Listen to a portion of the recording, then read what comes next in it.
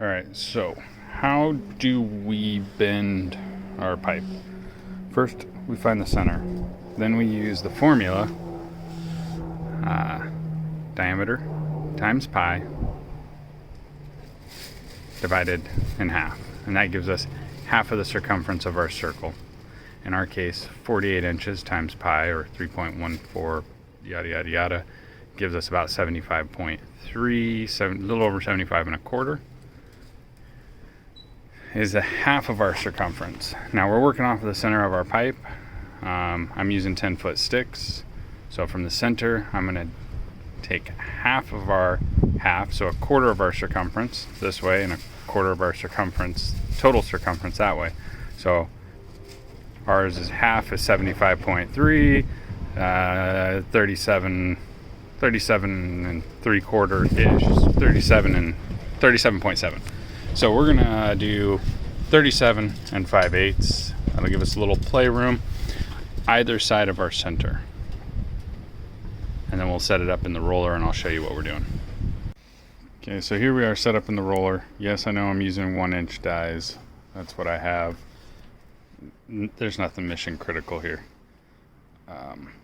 If you don't have a roller, well, the Harbor Freight ones aren't that expensive.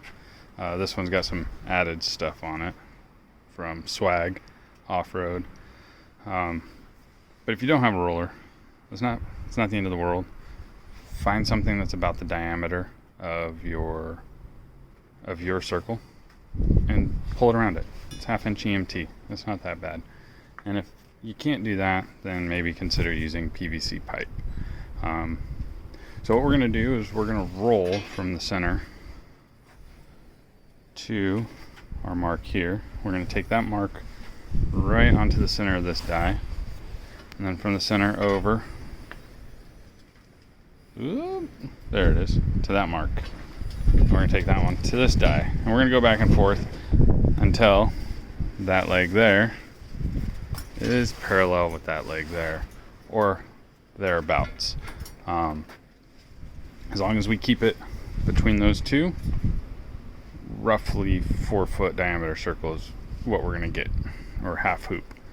So I'm going to roll this on this, especially since I'm using a 1-inch die on 1/2 inch. I'm going to have to put the phone down because it very quickly starts to rotate and turn. So I've got to have 2 hands on this, otherwise I'll wind up with some cattywampus thing. So let me roll this out and we'll come back.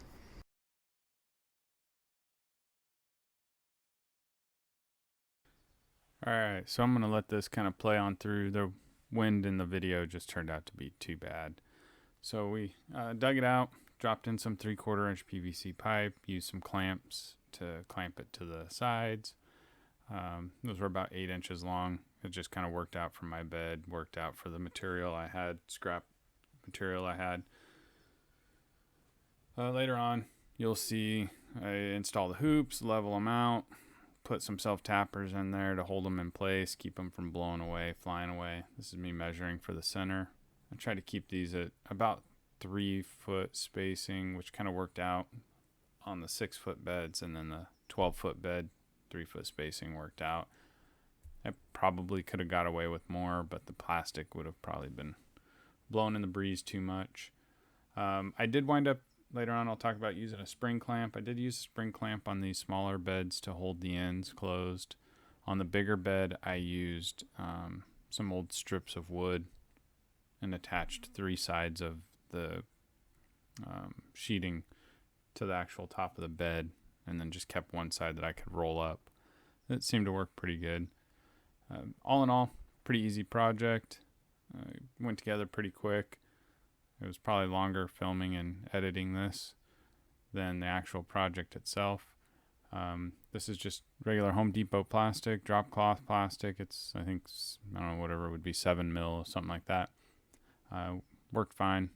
Probably get a couple years out of it. It's not going to be out there long, because the ultimate plan is to now that we're coming into summer, plants are growing, will be to get some, bird netting, throw it on there, keep the birds and stuff out of my peppers. And unfortunately, this bed, that we did right here ended up getting asparagus in it also.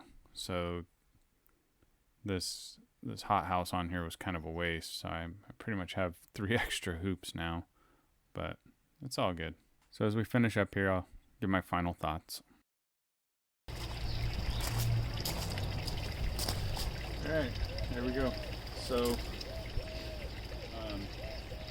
these clamps are okay. I'm gonna try the plastic style. Careful. These clamps are okay. I'm gonna try the plastic clip-on style. I don't know how well they'll work on the EMT. And then I'm gonna get some bigger spring clamps to kind of hold the ends closed. These are temporary plastics just during the early months and sometimes late, and if we want to try and grow into December. We usually stay pretty warm until October, November even sometimes. So we'll get cold night temperatures, so this will help us get through that potentially. But yeah, so not too bad. Right now it's a little expensive.